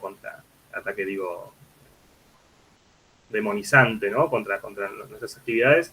Bueno, eso va complicando, ¿no? El sostenimiento de grupos, muchas veces, o el rendimiento, ¿no? Incluso que las personas tengan el deseo de dedicarse, ¿no? a esto. Insisto, para mí no es por una cuestión tan ideológica, sino por una cuestión material, ¿no? Y bueno, y otra vez, como se cruzan. Eso por un lado, y por otro lado, una era personal y la otra era, se me olvidó otra vez. ¿Qué obstáculos, desafíos, dificultades? Sí, no, a nivel personal, pero esto ya va más allá también de las cuestiones de género, tiene que ver con el contexto de posverdad, hipermediatización en el que vivimos. Yo encuentro que para lo académico me afecta también, ¿no? El contexto, digo, de los medios, del celular, digo, soy una persona que usa las redes, que lo hago porque me gusta y todo, pero también siento que hay una afección ahí en la capacidad de concentración, en la exigencia, hay un par de cuestiones también que pasan por las herramientas intelectuales de trabajo, digamos, y que también se ven afectadas por el contexto, por el bombardeo constante discursivo que tenemos todo el tiempo, en todas partes, ¿no? Quizás por dedicarme a cuestiones del discurso estoy más atento, no lo sé, y me cuesta más como disociarme de esos discursos constantes, me refiero desde la publicidad en la calle hasta las conversaciones de WhatsApp, hasta todo, ¿no? Pero bueno, encuentro que eso afecta un poco también la posibilidad de dedicarme, ¿no? Pero bueno, son condiciones más estructurales de base, no me refiero como a estudiar las representaciones discursivas de la identidad, en eso no encuentro, por ahora, por suerte, obstáculos concretos, ¿no? ¿Sara? Sí, diría que voy por la senda de Mati. Me preocupa mucho esta idea de tratar de, bueno, de que no se puede desligar la problemática de la investigación de la coyuntura política. Acá sí no podemos desligarlo, es muy difícil. O sea, estamos convocando un montón de personas, de jóvenes, estudiantes, graduados, a que vengan por curiosidad, a que vengan a construir conocimiento por curiosidad, porque la perspectiva de una proyección académica de investigación se hace cada vez más difícil. Yo ignoro, y aquí llamo a la audiencia presente a que me lo diga, entiendo que en algunos momentos, en algunos institutos de educación superior, en distintas provincias, había horas, lo que se llamaban antes horas institucionales en provincia de Buenos Aires, para investigar. Yo espero que eso se mantenga, se sostenga, aunque sean horas de formación, y explotar esas horas de formación para formar espacios colectivos. Yo lo que creo es que esto nos está, en lo personal, a mí, por ejemplo, una de las cosas en las que sí siento que hay un obstáculo es que como nuestros ingresos han bajado y no nos financian la investigación, nos cuesta mucho encontrarnos. Nos cuesta mucho encontrarnos para debatir y para producir ideas. Digo, los congresos no son solamente espacios donde vamos a llevar ponencias, son espacios, como decíamos recién, donde nos encontramos para debatir ideas, para ver qué opina el resto, qué estamos trabajando, qué es lo importante. Y eso lo estamos haciendo últimamente a partir de nuestros propios financiamientos, de sueldos, de salarios cada vez más magros. Y esto de invitar a las personas más jóvenes a, a seguir pensando y teniendo una actitud crítica, lo vamos a seguir haciendo porque creo que tenemos la convicción de que es necesaria la construcción crítica de conocimiento. Lo que es cierto es que cada vez las personas tienen menos tiempo, las personas a las que convocamos tienen menos tiempo porque las becas son más restringidas o no hay becas, tienen que trabajar y se dedican a su formación por 2 o 3 horas. Así que bueno, pero yo no lo hablamos un poquito antes, no quiero dejar un mensaje pesimista. Yo creo que desde aquí salimos juntos, hablando como acá. Espero que haya muchísimos diálogos, UNIPES virtuales en todos lados, UNIPES, Universidad Nacional del Sur, Universidad de la Patagonia Austral, no sé, muchísimos diálogos virtuales en muchos lugares sobre muchos temas que nos van a permitir ir reconstruyendo la trama. Esa es no sé, es como un deseo casi, sí, es como un deseo, es eso. Bien, bien. Y por allí iremos. Bien, yo obviamente tengo no solo muchas preguntas que había pensado antes de la charla, sino también muchas preguntas que me surgieron escuchándoles a Matías y a Sara, pero me parece que es importante hacer de estos espacios realmente espacios plurales en términos de voces, así que si les parece voy a abrir el micrófono para que, bueno, hagan preguntas, intervenciones, comentarios sobre lo que hablaron Sara, Matías, sobre cuestiones sobre discurso y género. Si les parece, si pueden levantar su mano, prenderse la cámara, sería ideal. Ahí Claudia es la primera variante, así que dale, Claudia. Hola, buenas tardes. Les pido disculpas si sienten mucho ruido. Acabo de adoptar una perrita y se está matando con la otra perra, así que por eso estoy atenta a lo que pueda pasar. A lo largo de la charla, algunas cuestiones que nombraban Sara y Matías, me aparecía como esto que les quiero preguntar, porque es algo que veo reiterado en muchos tesistas, o tifistas, o tesistas, muchas tesistas. Es esto también de esta cierta autocrítica que se le demanda al tema del género y el discurso, ¿no? De esa autocrítica, ¿no? Que aparece mucho en las redes, ¿no? Por culpa de que utilizamos el inclusivo, ganó Milei, ¿no? Esta idea de que se nos demanda por cierto feminismo o por ciertas actitudes del feminismo, por cierto uso del lenguaje. Hay como sobrevolando un poco eso, no lo terminamos como de nombrar o no lo terminamos de decir, pero sucede, es una demanda también que uno a veces no sabe muy bien cómo canalizar, como feminista sobre todo, pero es cierto que sucede además en el ámbito universitario, digamos, hay como muchas demandas, hay como un feminismo en la universidad que no terminó de resolver. Siempre me acuerdo como esto de Sara Hamed, ¿no? De que a muchas mujeres el patriarcado las premia por mirar para otro lado, ¿no? Y es algo que también sucede. Entonces me preguntaba eso, ¿no? Porque por un lado decimos, todas las investigaciones te permiten tener una mirada desde el discurso, al menos los que hacemos análisis del discurso, ¿no? Por ahí no es mi tema de investigación, yo estudio la lectura, mi tema de investigación es las prácticas de lectura, pero no puedo no tener una mirada que tenga que ver con el género cuando pienso en la educación o en las prácticas de lectura, porque aparece porque yo estoy atenta a mirarlo. Entonces mi pregunta era un poco esa, ¿no? Esa idea digamos, de cómo resolver, digamos, hoy ese tipo de inquietudes que tienen muchos estudiantes, muchas estudiantes, tifistas, tesistas, incluso, bueno, tengo una tesista de doctoral, que quiere mirar eso, ¿no? Y no encuentro, honestamente les digo, no encuentro mucha bibliografía, no esta crítica, lo digo como en el barrio, no es la crítica del chiquitaje al género y al discurso, sino una crítica teórica, que tenga que ver, ¿quién mira dentro de la universidad, por ejemplo? Es el tema que tengo de una tifista doctoral, ¿quién mira esto dentro de la universidad?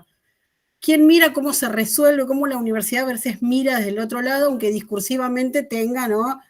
unos discursos que, bueno, para quedar bien tenemos que hacer congresos y todo eso, pero después no pasa eso adentro. Si quieren podemos decir que pasa, pero no pasa, ¿no? Esa es mi inquietud. ¿Quién está investigando eso? No, hice un poco de lío porque por ahí fue todo medio confuso, pero concretamente, además de Sara Hamed, que ha mirado esto, por eso quise nombrar lo que se dice en los medios. Mi idea no es esa, sino quién mira hacia adentro de las instituciones, como puede ser la universidad, esto de cómo a través del uso de las prácticas discursivas se va concretando ciertas prácticas patriarcales, ¿no? Perdón, yo, Claudia, antes de que si Sara o Mati tienen una respuesta, a mí me hizo acordar esto que decías de, ¿no? la autocrítica por culpa de usar el lenguaje inclusivo ganó Milei. Esa frase de se pasaron 3 pueblos. Claro, ¿no? Sí, se pasaron de rosca. Sí. Las feministas se pasaron 3 pueblos. Y ahí siempre yo me pregunto si esos que dicen, las feministas se pasaron 3 pueblos, antes, ahora lo dicen y lo piensan y antes simplemente no lo decían. Cuando digo antes es cuando, bueno, el cambio de coyuntura habilitó a que determinados discursos empezaran a aparecer que antes o estaban silenciados o parecían imposibles, pero el cambio de coyuntura evidentemente habilitó, no sé si que se empezaran a pensar estos contenidos, sino también que se empezaran a decir abiertamente esto de... Entonces, creo que ahí hay algo para investigar. No sé si Sara, Mati...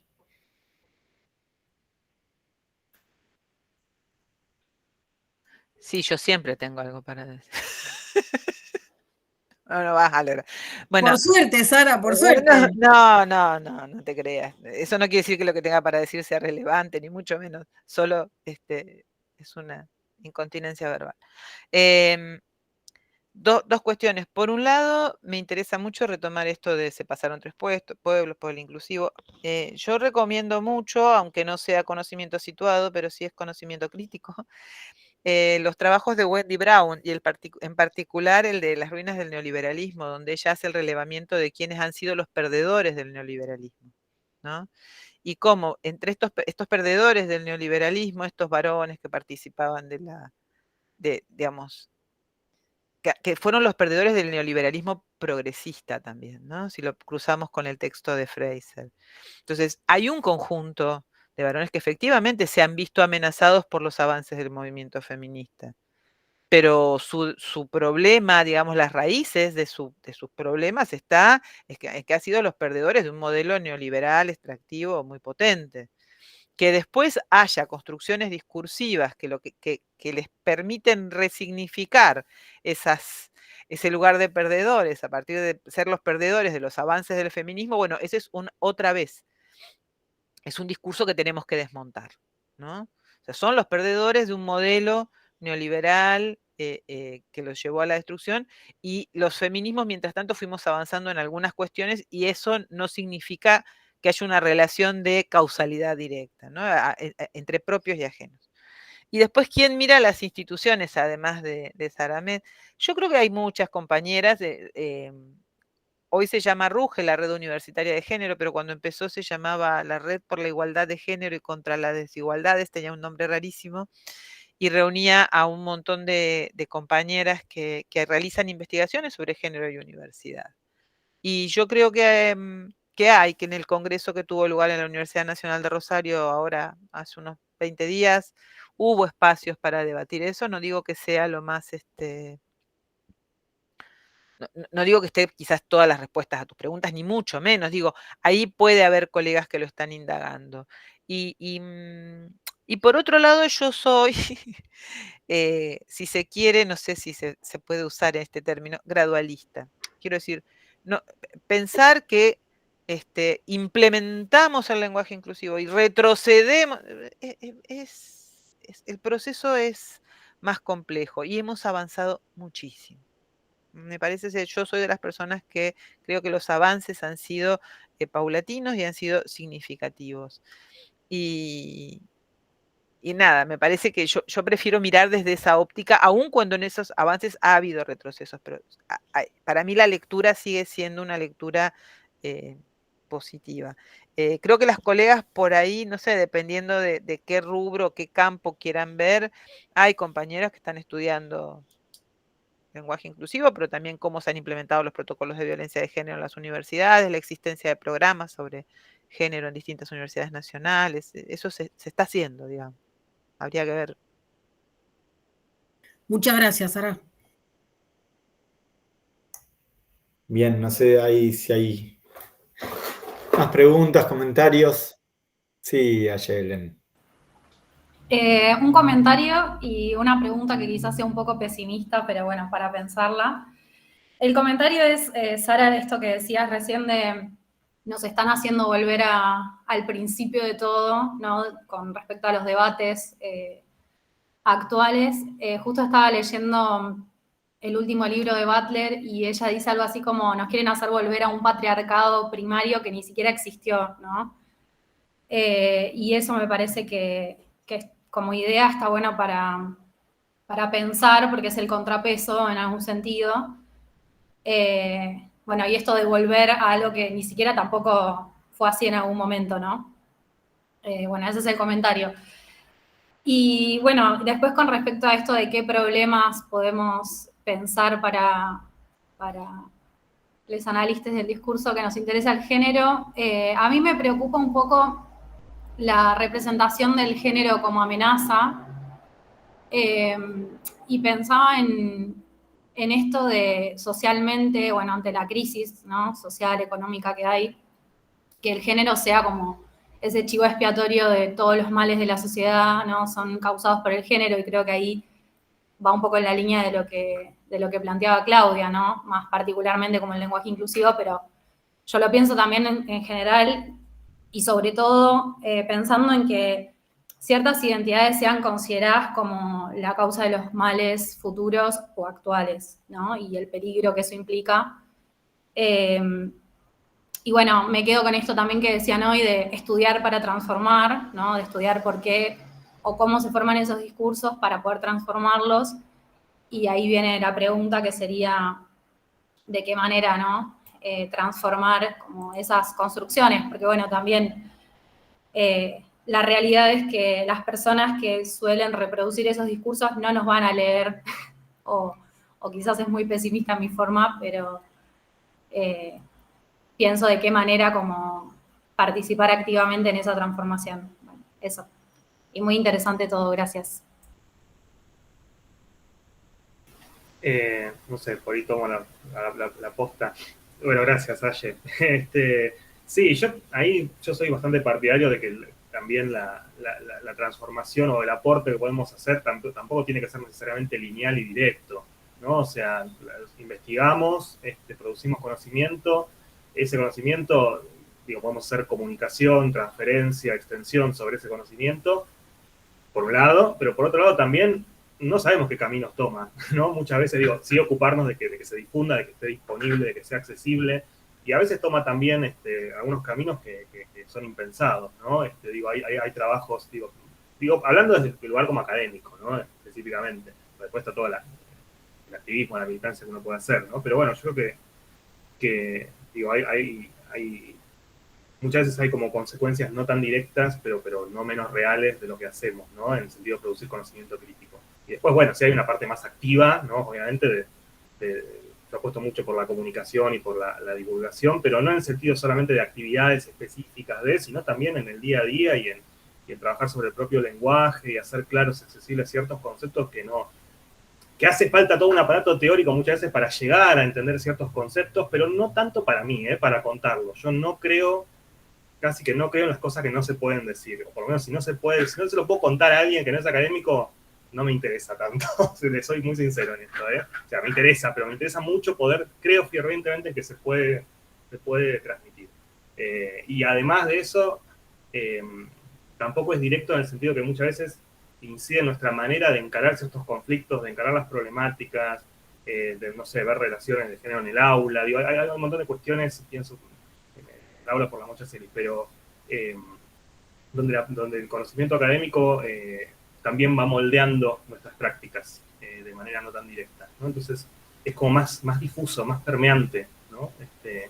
En nuestras acciones. Tratando de ser optimista también, porque pienso que todo lo que venimos construyendo y seguimos haciendo va cambiando nuestras vidas y a través de ellas las demás vidas también. Sí, yo por las dudas, pero coincido plenamente con Mati, pero por las dudas quiero aclarar. Nosotros podemos poner a disposición nuestro conocimiento crítico, pero no vamos a sustituir a los movimientos sociales. O sea, las transformaciones y los cambios las va a hacer el movimiento transfeminista, las va a hacer el movimiento de trabajadores y trabajadoras. No es nuestra función, ni siquiera te diría, en lo que a mí concierne, una mirada tampoco ni elitista ni vanguardista, es decir, nosotros vamos a decir no, nosotros vamos a mostrar algunos mecanismos de legitimación, de reproducción, de formas de ejercer violencia, de naturalización de la violencia. Yo no quiero dejar pasar, yo estoy muy preocupada por el hecho de que en el máximo lugar de poder, el poder ejecutivo de nuestro país, aparezcan metáforas en las que la sexualidad es vinculada con la violencia, con la violación. Me parece realmente que esas metáforas no contribuyen en absoluto ni a un diálogo democrático, ni a un montón de otras cosas. Entonces, esas cosas sí me preocupan mucho y hago el puente con esto. Vos decías no ser el chivo expiatorio de los feminismos. No, bueno, ya lo dice Ruth Wodak, para las extremas derechas es importante que haya un chivo expiatorio. Y empezaron, sobre todo en Europa, por los feminismos, y de ahí, y junto con, llegaron a los migrantes. Y acá estamos observando ese mismo fenómeno, ¿no? Cuestiones de género, migrantes, y hoy a la mañana personas en la capital federal del país, personas que tienen la moda, ¿cómo es que está de moda buscar la basura, ¿no? Entonces, el gusto, perdón. El gusto, bueno, entonces ahí va la construcción de ese otro al que estigmatizar, bueno, ahí me parece que tenemos para explorar de nuevo. Perdón que me fui, pero bueno, solo quería decir eso, no vamos a sustituir, estamos aquí solo para producir un poquito de conocimiento también, ¿no? Entender nuestro lugar en el proceso. Perdón, pero agrego inmediatamente lo que dice Sara, que estoy totalmente de acuerdo, y además también porque hay una falsa dicotomía en un punto, digo, producimos conocimiento y también somos parte de esos movimientos, ¿no? Entonces, digamos, nos reconocemos parte de los feminismos o de los transfeminismos, digamos, estoy hablando por Sara y por mí en este caso, ¿no? Corregime, Sara. Digo, no está divorciada la producción de conocimiento que hacemos. No es que digo, bueno, voy a estudiar a las personas trans, que la verdad que me da igual lo que les pase. No, digamos, por eso, digamos, de hecho, estudiar esos temas me involucró en todo un camino activista que fue indisociable. Entonces, hay muchas tensiones dentro de los propios movimientos militantes, digo, por quién produce conocimiento, y está buenísimo que estén esas tensiones, porque ellos también van moldeando.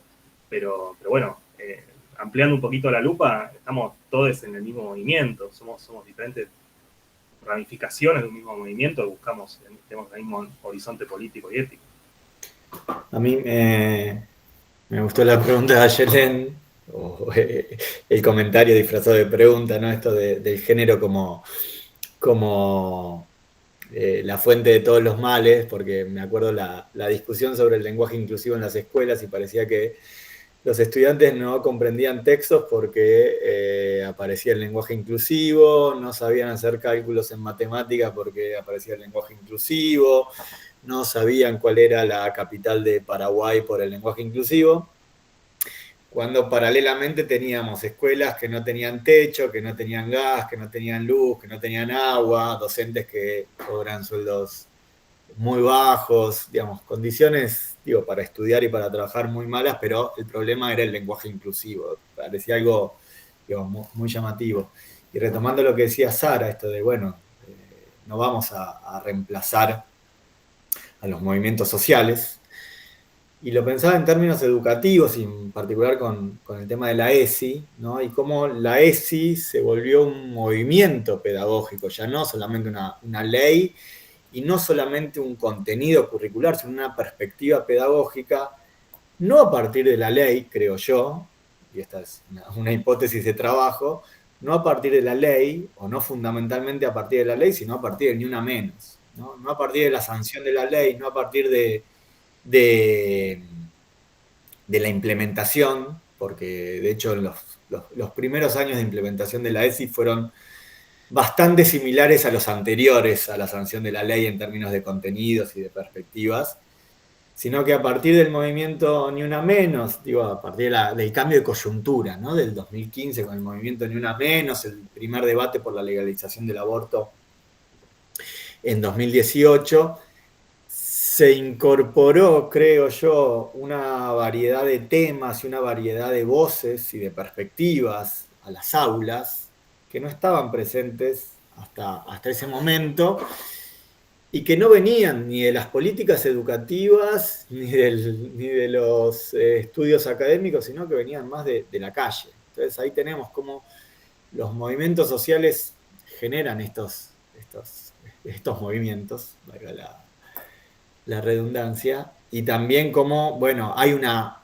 articulación, un ir en paralelo, desfasajes, que, digo, antes Mati hablaba de la ley de identidad de género, sancionada en el 2012, una ley, creo, si no es la más vanguardista y la más rupturista, y sin embargo fue aprobada sin ningún tipo de ruido, sin ningún tipo de escándalo, y sin embargo, bueno, ahora vemos, ¿no? El escándalo y el ruido que genera una ley como la ley de identidad de género. Entonces, bueno, esos distintos tiempos a los que van los distintos ámbitos, me parece interesante para pensar, ¿no? Después cómo, bueno, ciertos discursos en algunos lugares se vuelven mucho más fuertes y ruidosos y en otros no hacen tanta mella, pero también cómo se van complementando, disputando en distintos ámbitos.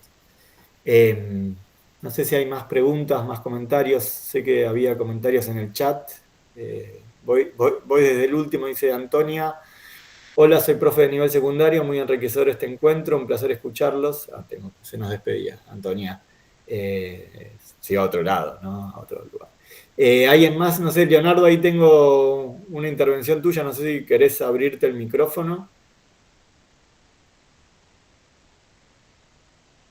No.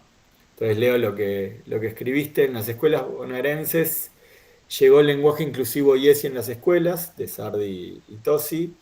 Sin embargo, muchos colegas desconocen de este material disponible en biblioteca porque no hubo difusión, conversatorios ni capacitaciones al respecto. Las políticas gubernamentales en contra del lenguaje inclusivo son explícitas, pero las políticas a favor también tienen numerosas inconsistencias. ¿Qué podríamos indagar con respecto a eso?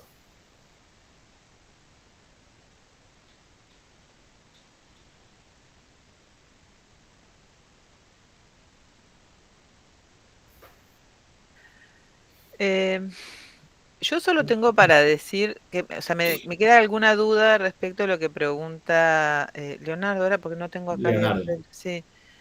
Las políticas a favor, ¿no? Hay toda una discusión respecto al lenguaje inclusivo, que es quién promueve el lenguaje inclusivo. Y desde algunos sectores, para no usar primeras o terceras personas, pero desde algunos sectores se habla de la idea de que hay que permitir o habilitar el uso del lenguaje inclusivo y no sancionarlo y ver qué ocurre, si el cambio fluye o no fluye. Finalmente, los cambios no se imponen. Y en esto yo absolutamente estoy de acuerdo, los cambios no se imponen, y lo que es interesante aquí es el interdiscurso, de nuevo, con este discurso de los grupos antigénero y de la derecha, que es creer que alguien va a imponer el lenguaje inclusivo.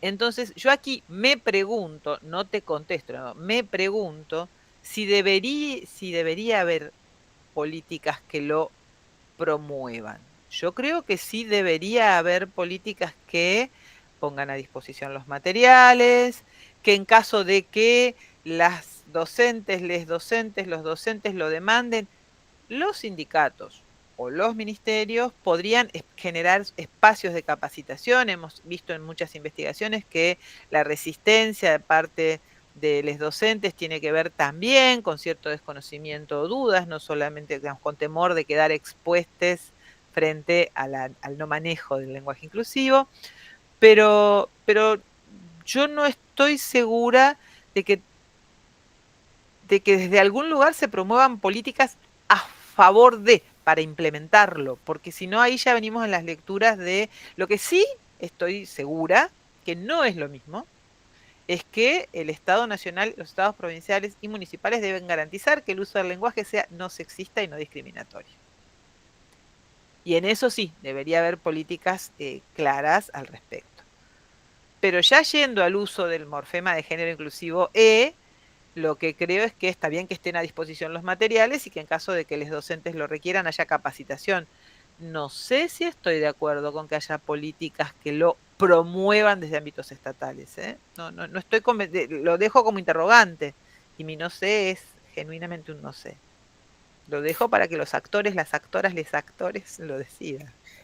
Sí, ahí me parece importante hacer una distinción entre imponer, promover y habilitar, ¿no? Esto de, bueno, creo que ahí hay un movimiento retórico de los grupos antiderechos y demás de hacer esa asimilación de la misma manera que no se impone el lenguaje inclusivo, porque, y esto es un principio de la sociolingüística, es muy difícil hacerle hablar a alguien con una forma que no es la de su sociolecto. Es muy difícil decirle a alguien empezó a usar la E porque aunque quiera, de hecho me pasa a mí muchas veces, quiero usar el lenguaje inclusivo y no me sale porque no me socialicé con esa variedad lingüística. Entonces, imponer el uso del lenguaje inclusivo me suena al mismo recurso retórico de imponer que la gente se haga abortos, ¿no? Que no es lo que dice la ley. La ley no obliga a hacerse un aborto, sino que habilita, en todo caso, su práctica legal, que me parece que son dos cosas completamente diferentes y no puedo evitar pensar que es malintencionada la analogía. Entonces, creo que ahí hacer esa distinción entre habilitar e imponer nos permite por lo menos complejizar la discusión, sí creo que la prohibición de cualquier uso lingüístico, en principio, no solo está prohibiendo una forma lingüística, está prohibiendo una identidad, está prohibiendo un determinado significado, un determinado contenido ideológico. Entonces, creo que la discusión va por ahí. Perdón, me engancho esto último que decís, Gaby, con la palabra identidad, porque justamente, ¿no? Digamos, el lenguaje inclusivo o el lenguaje no binario con E, ¿no? Como no tiene un solo uso tampoco, ni una sola, digo, así como tiene un uso cuestionador de las diferencias de género, del binarismo de género, de las relaciones de poder, de la cuestión de la representación, ¿no? También hay personas que usan en la escuela, estudiantes que van a querer usar, y que usan y quieren usar la E para representar sus propias identidades. Entonces, ¿no? Ahí, ¿qué hacemos con eso? ¿No? Porque hay un uso netamente identitario de la E, entre otros, no todos los usos de la E son identitarios, ¿no? Porque ahí también se solapa mucho esto de, bueno, el borramiento de las mujeres, que va a decir, ¿no?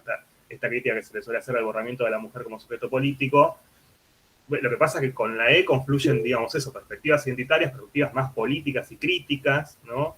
Y a veces todo junto. Entonces, bueno, también es muy complejo, digo, considero totalmente, o sea, habilitado tiene que estar, porque, digamos, así como no se puede imponer, tampoco se puede prohibir, ¿no? Digamos, es algo bastante, debería ser evidente, pero digo, tratar de prohibir el uso de una forma lingüística también es una imposición, ¿no? Restrictiva, pero es una imposición, es decir, no podés hablar, ¿no? Como contaba Sara en Perú, el masculino universal, la vuelta con el masculino universal. Sí, sí, sí. Exacto. Pero lo identitario me parece también que es otra variable a tener en cuenta ahí, porque ¿qué pasa cuando van surgiendo otras identidades que se expresan de otra manera, ¿no? En el aula? Sí. Ahí hay una pregunta de Artel Franco que dice, ¿desde qué escuelas, perspectivas se pueden realizar los análisis del discurso en clave de género? Bueno, ahí les doy la palabra a Sara y a Mati para que cuenten desde qué perspectivas. Tengo que hacer el agregado de recomiendo ir a buscar los trabajos de Sara y de Matías en distintos repositorios, bueno, en el repositorio del CONICET, pero también me imagino que en Google Académico, ResearchGate, o ponen Sara Isabel Pérez o Matías Soich y aparecerán muchos de sus trabajos. Recomiendo ir a leerlos porque además de escucharlos es un placer y leerlos también, y es muy interesante. También mencionamos mucho en esta charla la cátedra de discurso y género, porque fue un espacio donde no solo pudimos confluir Sara, Matías, Rocío Flax, que creo que está ahí entre las presentes, Paula Salerno, toda gente muy especialista en el tema y muy, muy productiva, y hay muchas de las clases, dado que la materia se dio durante la pandemia, hay muchas de las clases o muchos contenidos que están hechos, ¿cómo se dice? Contenidos, videos, así que creo que Paula había hecho un canal de YouTube de la materia, así que pueden ir ahí a buscar muchos de los trabajos que dábamos en la materia, que creo que les pueden servir para abrir el campo y para meterse en estos espacios. No sé, Sara, Matías, si quieren contar sus líneas preferidas o compartir alguna en particular, si no, creo que yo recomiendo ir a leer los trabajos de Sara y de Matías, que ahí, digo, no solo tienen los trabajos de Sara y de Matías, sino la bibliografía de los trabajos de Sara y de Matías y todos estos materiales que fuimos haciendo. Yo solo quiero decir una cosa, Gaby. Cualquier perspectiva teórica de análisis del discurso se puede convertir en una mirada con perspectiva de género si tomamos un textito, no sé, de Butler, de Nancy Fraser, del que a ustedes les guste, de las locales, de Rita, de Ray Wincon, de alguien más del sur, y mirar desde el sur o desde la perspectiva que quieran, cualquier fenómeno discursivo desde una perspectiva de género, pensando y problematizando desde el género. No es necesario adscribir a las teorías que nosotros adscribimos, que van desde el análisis crítico y feminista del discurso hasta la lingüística queer, hay un montón de repertorio amplio. Pero cualquier forma de aproximación, si uno tiene una reflexión crítica sobre el género, puede enriquecer su propio marco teórico. También es una tarea para hacer, empezar a problematizar nuestros enfoques. Sí, sí, totalmente. Y de hecho, saliendo del análisis del discurso, la pregunta decía AD, ¿no? Pero en realidad lo que les contábamos de este congreso al que fuimos de Igala, donde uno ve la programación y tenés desde sociofonética, no sé, estudios editoriales, o sea, hay una variedad, ¿no?, de perspectivas ligadas al lenguaje en general, que todas estaban atravesadas en ese congreso por el género, ¿no? Así que es realmente muy amplio porque justamente es transversal. Bien. No sé si en el público hay alguna pregunta más, algún comentario.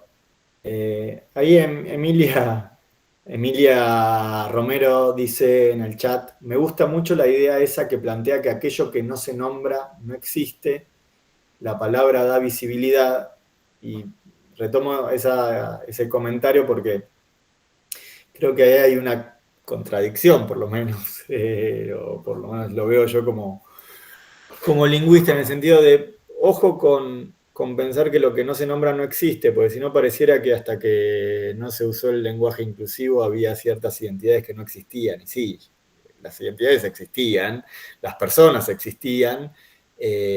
Digo, para hablar esto de los desfasajes a veces y de, bueno, hasta dónde va lo discursivo, hasta dónde va lo material. Sí estoy de acuerdo con lo que decís, Emilia, de lo que escribís, de la palabra da visibilidad, y creo que dar visibilidad también genera conciencia, ¿no? Y no es para nada menor eso. Digo, para discutir algo tenemos que ponerlo en palabras, entonces ahí sí aparece la palabra como absolutamente necesario. Y sí, vuelvo con esta idea de la visibilidad. Creo que lo que genera el lenguaje inclusivo, digo el lenguaje inclusivo, pero podríamos decir otras cosas, pero en principio el lenguaje inclusivo lo que genera es que hay alternativas, que hay otras formas posibles. Entonces, irnos de esas categorías dicotómicas nos permite derribar muchas ideas y desnaturalizar muchas ideas. No sé, Sara, Matías, si quieren agregar algo.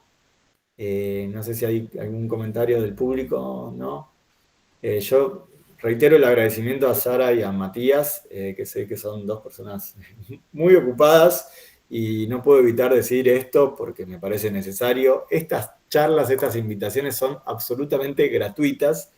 Perdón, Sara o Matías, si pensaban lo contrario. Son absolutamente gratuitas ad honorem, y me parece que está bueno también visibilizar eso porque mucho del trabajo que hacemos es no pago. Entonces, creo que, y no es parte de lo que nos pide ni el CONICET, ni de lo que le pide la UNCI a Sara. Entonces, me parece que eso también hay que remarcarlo. También les agradezco a todas las personas que vinieron a escuchar. De nuevo, sé que un martes a las 3 de la tarde no es el mejor horario, pero tampoco sé bien cuál es el mejor horario. Así que, bueno, de nuevo agradecerles a todos por asistir, y cualquier duda, o incluso cualquier información, están los mails, están otras vías de comunicación, trabajos. Yo vuelvo a recomendar buscar los trabajos de Sara y de Matías en internet porque son realmente muy, muy elocuentes, muy interesantes, muy lúcidos y abren muchas líneas para pensar estas cuestiones. Así que, bueno, desde ahí es una sugerencia. Si no hay más comentarios, entonces damos por cerrada esta conferencia sobre discurso y género. De nuevo agradecerle a la UNIPE por este espacio y bueno, les invito a seguir participando de la Semana UNIPE Virtual.